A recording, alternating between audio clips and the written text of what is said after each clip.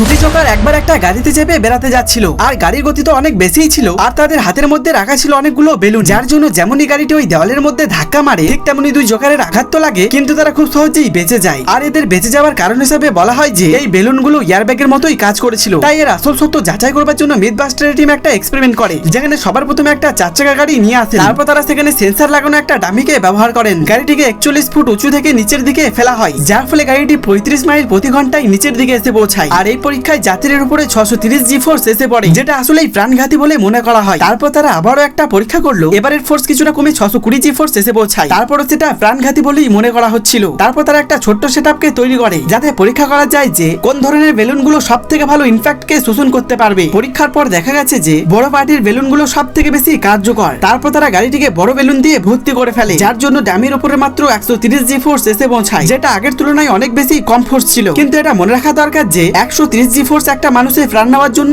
যথেষ্ট।